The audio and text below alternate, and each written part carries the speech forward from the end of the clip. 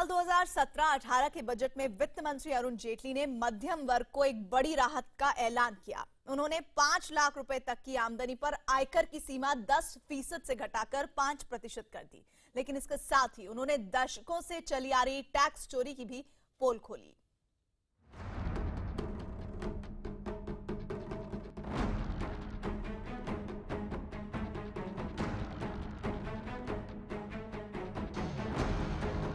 भारत यानी 125 करोड़ लोगों का देश,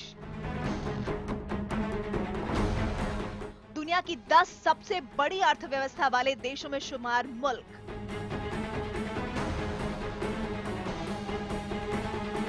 लेकिन अब एक हैरान करने वाला सच सुनिए।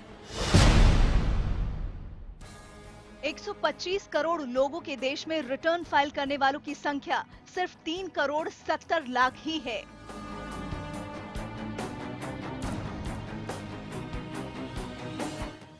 3% से कम लोग ही देश में रिटर्न फाइल करते हैं।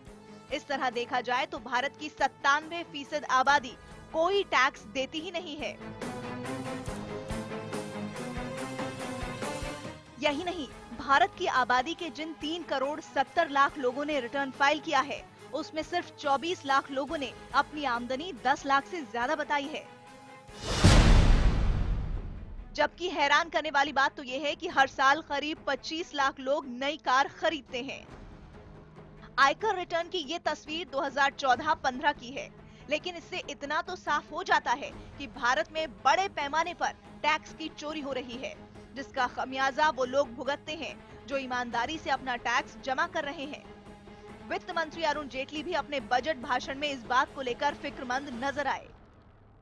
When too many people evade taxes, the burden of their share falls on those who are honest and tax compliant. जानकार भी मानते हैं कि देश में बड़े पैमाने पर टैक्स चोरी हो रही है, जिस पर लगाम लगाने की जरूरत है। Political parties continue to receive most of their funds through anonymous donations, which are shown in cash. An effort therefore requires to be made to cleanse the system of political funding in India. आयकर विभाग के record देखे जाएं तो tax की चोरी के कई दरवाजे हैं, जहां आम आदमी अपनी आमदनी को कम करके दिखा रहा है। वहीं कंपनियां भी टैक्स में चोरी में पीछे नहीं है। इसके अलावा बड़े बड़े राजनीतिक दल भी चंदे के नाम पर टैक्स चोरी कर रहे हैं।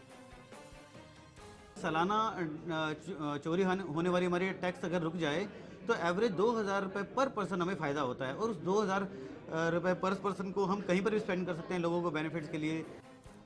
टैक्स चोरी के इन सभी दरवाजों पर अब पहरेदार बिठाने की शुरुआत होने जा रही है, ताकि ईमानदारी से टैक्स भरने वालों का बोझ तो कम हो ही और देश का खजाना और मजबूत हो सके। आज हम टैक्स चोरी के हर दरवाजे का कच्चा चिट्ठा खोल रहे हैं। भारत की कुल आबादी के महज 3% लोग ही टैक्स चुका रहे हैं, लेकिन जनता की आमदनी और खर्च के रिकॉर्ड बताते हैं कि टैक्स के दायरे में आने वालों की तादाद इससे कई गुना ज्यादा है। यानी एक बड़ी आबादी ऐसी है जो टैक्स के दायरे में आने के बावजूद टैक्स नहीं चुका रही है, जिसका बोझ उनके कंधों पर आ जाता है जो ईमानदारी से टैक्स भरते हैं। लेकिन अब टैक्स चोरी करने वालों पर शिकंजा कसना शुरू हो गया है।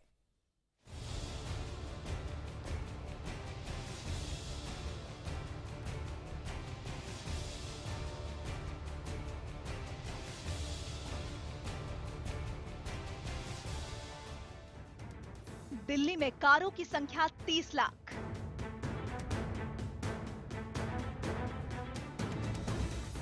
देश में 10 लाख से ज्यादा आमदनी वाले लोगों की संख्या है 24 लाख।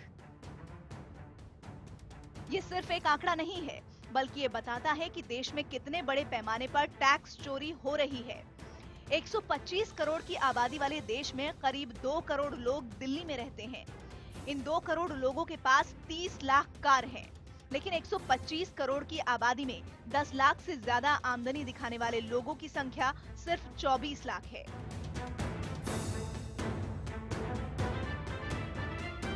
वित्त मंत्री अरुण जेटली ने संसद में जब बजट पेश किया तो उन्होंने कई ऐसे आंकड़े दिए जिससे टैक्स चोरी से जुड़े हैरत अंगेज पहलू सामने आए।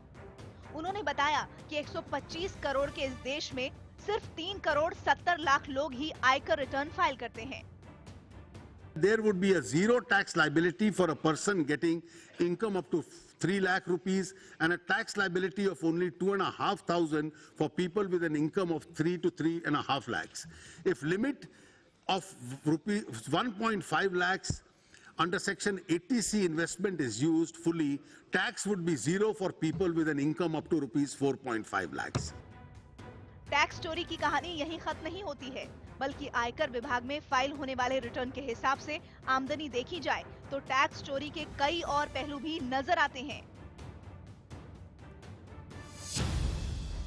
रिटर्न फाइल करने वालों की तादाद के मुताबिक भारत में सिर्फ 76 लाख लोगों की ही आमदनी 5 लाख से ज्यादा है, जिसमें 56 लाख लोग ऐसे हैं जो तनख्वाह पाते हैं।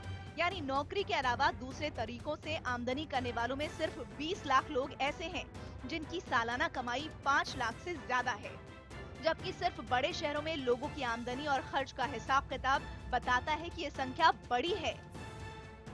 76 लाख लोग 5 लाख से अधिक इनकम डिस्क्लोज करते हैं साल की, जिसमें से 56 लाख वेतनभोगी है।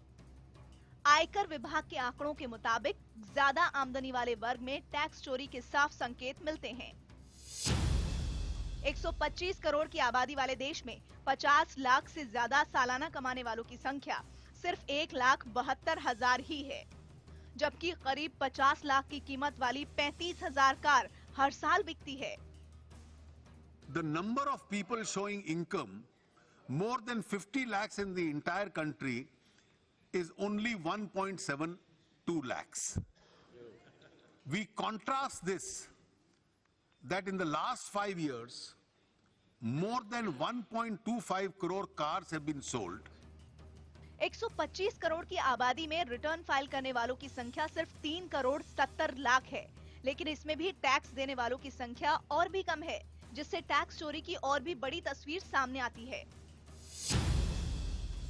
आंकड़ों के मुताबिक रिटर्न फाइल करने वाले 3 करोड़ 70 लाख लोगों में 99 लाख लोग ऐसे हैं जिनकी सालाना आय 2,50,000 रुपए से कम है, यानी वो आयकर के दायरे से बाहर हैं। इस तरह देश में सिर्फ 2 करोड़ 71 लाख लोग ही आयकर देते हैं, जिनमें 1 करोड़ 74 लाख लोग नौकरी पेशा हैं। इस तरह सिर्फ 97 लाख कारोबारी ही देश में टैक्स जमा करते हैं। As against an estimated 4.2 crore people engaged in the organized sector employment, the number of individuals filing returns for salary income is only rupees 1.74 crores. बड़े पैमाने पर हो रही इस टैक्स चोरी को सरकार भी अच्छी तरह जानती है। इसे रोकने की लगातार कोशिश होती रही है। अब सरकार ने इस चोरी पर लगाम लगाने के लिए बड़े पैमाने पर मुहिम चलाई है। गवर्नमेंट ऑफ इंडिया स्टिल ऐसे स्टेप्स उठा रही है कि टैक्स चोरी कम से कम हो। जैसे कैशलेस ट्रांजैक्शंस को बड़ा मोटिवेट किया जा रहा है। पहले जो कैशलेस ट्रांजैक्शंस की हमारी लिमिट थी 20,000 रुपये थी, अब इस बजट में उठा के इसको 10,000 कर दिया है, तो इससे टैक्स चोरी करने की संभावनाएं बहुत कम हो जाएंगी। बड़े पैमाने पर हो रही ये टैक्स चोरी देश की तरक्की में बड़ी रुकावट है, क्योंकि अलग अलग आंकड़े बताते हैं कि टैक्स चोरी बड़े पैमाने पर हो रही है। नोटबंदी के बाद 1.5 लाख खातों में 80 लाख से ज्यादा रुपए जमा किए गए हैं, जो टैक्स चोरी की ओर साफ इशारा करते हैं। लेकिन टैक्स चोरी यही नहीं रुकती। रजिस्टर्ड कंपनियों में भी बड़े पैमाने पर टैक्स की चोरी के संकेत मिले हैं। वित्त मंत्री ने बताया कि देश में इस वक्त 13 लाख रजिस्टर्ड कंपनियां हैं, जिनमें सिर्फ 5,70,000 कंपनियों ने ही रिटर्न दाखिल किया है। इनमें से 3 लाख कंपनियों ने न तो आय दिखाई न मुनाफा। सिर्फ 7,000 कंपनियों ने 10 करोड़ से ज्यादा का मुनाफा दिखाया। लघु और मध्यम उद्योग वाली कंपनियां टैक्स भरने के लिए आगे आए, इसके लिए सरकार ने आज एक बड़ा ऐलान भी किया। 50 करोड़ से ज्यादा का कारोबार करने वाली कंपनियों को टैक्स में 5% की छूट दी गई। जो लोग टैक्स नेट के बाहर हैं लेकिन जिनको अंदर होना चाहिए था, उनके लिए आकर्षण किया जाए कि वो टैक्स नेट में आए। तो इसलिए एक सामान्य 5% टैक्स देकर एक 5 लाख तक का आप इनकम डिस्क्लोज कर सकते हो। आधे पेज की रिटर्न होगी, स्क्रूटनी भी लगभग नहीं होगी। जानकारों के मुताबिक अगर इस टैक्स चोरी पर लगाम लगाई जाती है तो इससे देश के विकास को नई रफ्तार मिलेगी। चोरी होने वाली हमारी टैक्स अगर रुक जाए तो एवरेज 2000 रुपये पर पर्सन हमें फ़ायदा होता है, और उस 2000 रुपये पर पर्सन को हम कहीं पर भी स्पेंड कर सकते हैं, लोगों को बेनिफिट्स के लिए, उनकी एजुकेशन के लिए, उनकी हेल्थ के लिए, उनकी अदर स्कीम्स के लिए, और गरीब लोगों के लिए। अगर सभी के लिए भी स्पेंड नहीं कर सकते तो गरीब लोगों के लिए हम स्पेंड कर सकते हैं। हालांकि टैक्स चोरी सिर्फ भारत में होती है ऐसा नहीं है। दुनिया के हर देश में टैक्स चोरी के कुछ न कुछ मामले जरूर हैं, लेकिन हमारे यहाँ ये ज्यादा है। इसे रोकने की कोशिश भी हो रही है, लेकिन टैक्स चोरी पर पूरी तरह से लगाम लगाना थोड़ा मुश्किल है। ये तो कहना बहुत मुश्किल है कि टैक्स चोरी पे पूरी तरह लगाम लगाया जा सकता है, लेकिन गवर्नमेंट ऑफ इंडिया स्टिल ऐसे स्टेप्स उठा रही है कि टैक्स चोरी कम से कम हो। टैक्स चोरी की बड़ी वजह यह है कि लोग टैक्स देना ही नहीं चाहते हैं और हेरा फेरी कर टैक्स देने से खुद को बचा लेते हैं या फिर कम टैक्स देते हैं। अब सरकार की कोशिश है कि इस पर लगाम लगाई जाए।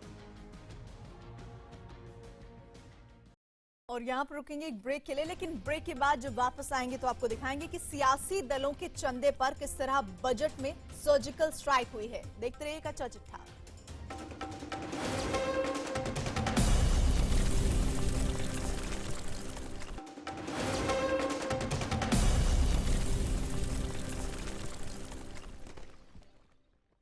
Welcome back. राजनीतिक दलों को मिलने वाले चंदे में टैक्स चोरी काफी पुराना मसला है, क्योंकि अब तक सियासी दल 20,000 रुपए तक नकद ले सकते थे, जिसके बारे में उन्हें ये बताने की जरूरत नहीं होती थी कि ये पैसा कहां से आया है।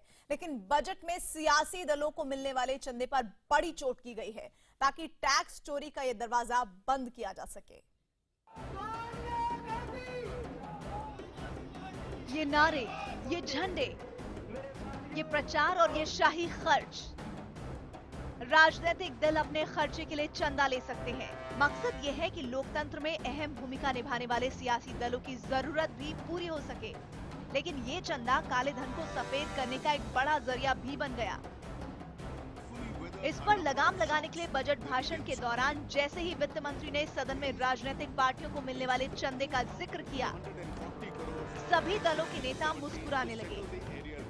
Political parties continue to receive most of their funds through anonymous donations, which are shown in cash.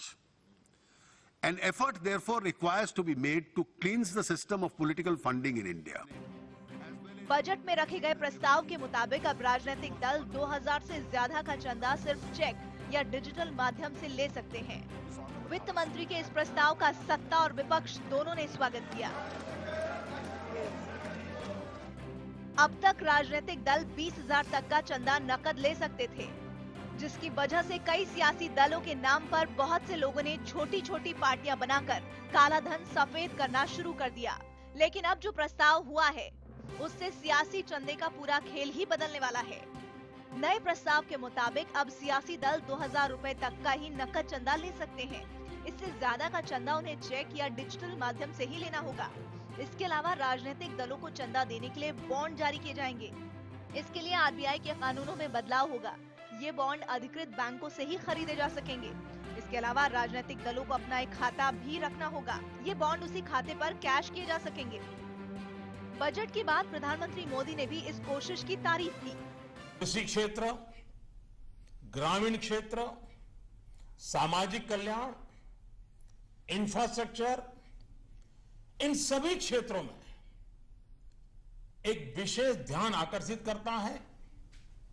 निवेश बढ़ाने और रोजगार के नए अवसर पैदा करने की दृष्टि से सरकार की जो प्रतिबद्धता है, वो इस बजट में साफ साफ नजर आती है। सरकार की इस पहल का विपक्ष ने भी स्वागत किया। कांग्रेस नेता राहुल गांधी ने भी इस प्रस्ताव पर खुशी जताई। We appreciate that. That's good. सियासी दल के नाम पर किस तरह काले धन को सफेद करने का काला खेल चल रहा था, इसका अंदाजा कुछ आंकड़ों से लगाया जा सकता है। चुनाव आयोग के मुताबिक जुलाई 2015 में देश में 1866 रजिस्टर्ड पार्टियां थी, जबकि 2014 के लोकसभा चुनाव में सिर्फ 464 पार्टियों ने ही अपने उम्मीदवार उतारे थे। यही नहीं, हाल ही में आई एडीआर की रिपोर्ट के मुताबिक राजनीतिक दलों ने कुल 11,367 करोड़ की आय घोषित की थी, जिसमें 7,833 करोड़ रुपए की बेनामी चंदे से हुई आमदनी थी, जो कुल आय का 70% था। साफ है, इन छोटी पार्टियों में बहुत सी पार्टियों का मकसद ही काले धन को सफेद करना है। अब सरकार के इस कदम से ऐसी पार्टियों पर लगाम लगने की उम्मीद है। काले धन पर लगाम लगाने की इन कोशिशों के साथ ही बजट में इस बात की भी कोशिश की गई है कि हेरा फेरी कर देश से बाहर भागने वालों पर भी शिकंजा कसा जा सके। सरकार जल्दी ऐसे लोगों की संपत्ति जब्त करने का कानून बनाने की तैयारी में है। recent past, there have been instances of big-time offenders, including economic offenders, fleeing the country to escape the reach of law. We have to ensure that the law is allowed to take its course. Government is therefore considering introduction of legislative changes and even a new law to confiscate the assets of such persons located within the country. जानकारों का मानना है कि अगर इस तरह का कानून बनता है तो काले धन के कुबेरों पर बड़ी चोट होगी। चंदे पर शिकंजे के लिए चुनाव आयोग भी सरकार से कई बार सिफारिश कर चुका था। इसके अलावा राजनीतिक दलों को मिलने वाले चंदे के नियम में बदलाव की मांग काफी पुरानी है। अब सरकार की इस पहल के बाद न सिर्फ बेनामी चंदे पर लगाम लगने की उम्मीद है, बल्कि काले खेल के लिए बनी गुमनाम पार्टियों का खेल भी खत्म होगा। और इसी के साथ ही कच्चा चिट्ठा में आज बस इतना ही। आगे देखिए स्पेशल रिपोर्ट अर्पिता आर्य के साथ।